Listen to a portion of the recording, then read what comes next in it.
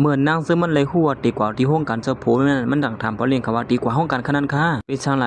ว่ากดทุบหันก้นใจก่อนสุย้อนหักนั่นฮะดอกยันผู้ใจก็ในกดสลัดขึ้นมาว่าทางว่าห้ามหันแน่พ่อสุย้อนหักเพราะเลี้ยงสูนั่นนะ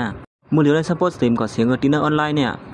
เมื่อย่ำหนังนั้นมันนั่งก่อสังในซกพงมันขึ้นมาเสียสังไรหันเหมือนมันนั่งย้อนหักใส่เสื้อมันเมื่อไรปีปนมานั่นมันเป็นโปเลี้ยงเขาก็สังละที่มันนั่งว่าอย่าไปไม่ใจเขากว่าที่นั่นปั้วมีเฮาอยู่ไหนเขาก็เตรียมฮาดว่าอีสังสูนังก็อยู่ว่ามันก่อมลองอย่างเฮก็หือนังก็อยู่ย้อนหักโปเลี้ยงเลยถูกย่านหรือบอกอันนี้มันน่าดีไอเชก็หือเฮ้ยมันแจ่มหูที่เตมันนั่งซึ่งเขาสปอร์ตเตนะเฮิร์นกันเยอะเนาะ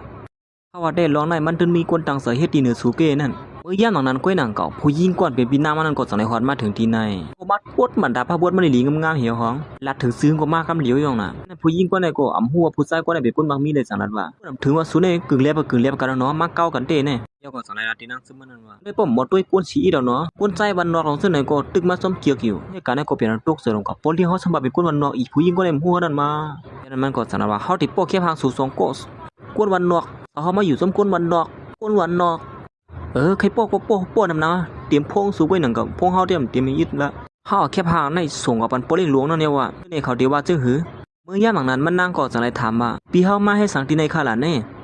มันนั่งกอดสังไรว่ามันมาทบผู้ปันเฮียงมันเนี่ยว่ายันนั้นโพไซก่อนเป็นโปเล่ฮงกันที่นั่นกอดสังนั้นว่าเหตุการณ์ในเนี่ยตึกมหาลัยเจอนั่งซึ่งไหนอยู่ให้ในมาเดียมก็ไม่เคยฮู้ว่ามันเป็นเพอในมาบ่เจียดได้รู้ว่ามันเป็นเพอเนี่ยคาโปเล่ฮู้ก็แล้วก็ดื้อบอกกันมั่วเที่ยวละผู้หญิงก็ได้จังนะสู่เป็นคนวันนอกกันก้อยเฮ็ดจะหือมาหาลองกับไก่จำฮงกันเยอะดิในมันนางตือวนว่าผู้ชายคนไหนเป็นคนพันอยู่มันนำหัวผู้ชายคนไหนเป็นเจ้าห้องกันที่ในเตียนมันนางอันติมาหานั่นลัดตบลัดตบโปลิงหลวงเขาจึงนั้นเตะยิงคนไหนฮัดแก่ฮัดหลาโปลิงเขาจึงเนี่ยเนาะเมื่อยามนั้นมันนางขอสังนั้นว่าก็ห้องโปลิงหลวงสุดมาแหละเปิดตัวอีสังเที่ยวแล้วเนี่ยลัดเนี่ยเขาให้รู้เขาติลงไล่มือปันเขาก้อยอย่าไปไม่ใจร้องนั่นเตะกูเหตุการณ์นั้นจะนะก้อยขี้เนี่ยผู้หญิงคนไหนเตะโปลิงหลวงเขาจูบให้นางก็มุดจักดีอ้ำมื้อสุขวาในโปลิงที่เนี่ยเป็นคนปันเฮียงสุดในนั่นเนาะเจอเยามันนั่งสังนั้นว่าคนที่มันเตะนะเฮือนจอมกอกเป็นโปเล่งกินนั่นก้วยในเย่ามีเผาเที่ยงในอยู่อามืนสุสีอิดมาอยู่จอมคนผันคนมันนอกหลงซึ่งไหนในหลวงหลงซึ่งไหนก็มาเอาเฮ็ดก็หักมันนั่งกอดสังนัดคือผู้ชายคนไหนว่าเขาได้ปันฟังสวยอย่าไปมาสุกยุงจอมคนดีนะใส่เสื้อคือเขาไอ้ผู้ชายคนไหนกอดสังนัดว่าด้วยตาเขาอยู่ดีอยู่ไหนจื้อเขาว่าหือเนี่ยวีตามมาด้วยได้เลยนั่งก็เป็นตกเสาศิลาขึ้นมาว่าสุเป็นโปเล่งเยอะเขาในตัวก็เจ้าอยู่ก้อยสุมิตาสมบูรณ์หมดด้วยฮีเด้อมาเลยเฮากับเหตุการณ์เฮาสุกซักที่ในดีๆเป็นการก็เนี่ยเพื่อสู่มาซ้อมก็รู้เหตุการณ์ที่ไหนสว่างรวมหมดลำนะก็ยิงก็เนี่ยเอากวางหมูกวางมาให้นั่นเนี่ยฉะนั้นมันนั่งก็เป็นเจ็บเสือน้องยิงเดียวว่าทางผู้ใจก็เราก็มาไล่เสือสู่สิ่งๆแล้วเนี่ยมาเฮ็ดนั่นเสียจากในตัดมาที่ห้องกันใจเสือมันนั่นเมื่อย่ำหลังนั้นเสียงโป่งมันใจก็จากในหลังขึ้นมาเสียเหมือนมันใจมาปืดด้วยพวกมันก็หือดีว่าใจเอาหน่อยเนาะจากในหันมีน้ำอะไรผู้ใจคนหนึ่งซุ่มกันอยู่นั่นเฮ้ยผู้ใจก็เนี่ยเป็นเผอนี่มามันใจก็สั่งให้ถามลูกน้องนะไอ้ผู้ใจก็ไหนเป็นเผอเนี่ย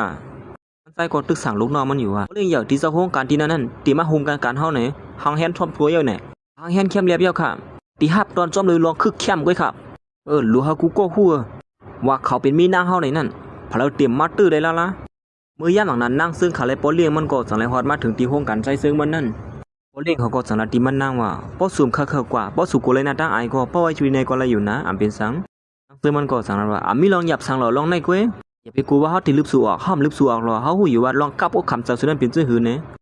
นั่งซึ่งมันว่าเป็นสังสุ่มปองเสือฮะเนี่ยสุย้อนหักว่าเล่นผู้สาวเก่าสีถูกย่าลูบอกกันยกซ้ำติขึ้นมาที่ห้องกันเนี่ยสุ่มกูเป็นสังว้าวสุฮะมันนั่งก็สั่งนั้นว่าเพราะว่าเขามีตามือแล้วเนี่ยพลายก็เฮกางห้ามเลยเอาสู่ว่าแล้วพวกนั้นก็ที่นั่นเสียเขาตั้งสองก็สั่งเลยเขาก่อนที่ในห้องกันนั่นกำเหลียวเฮียว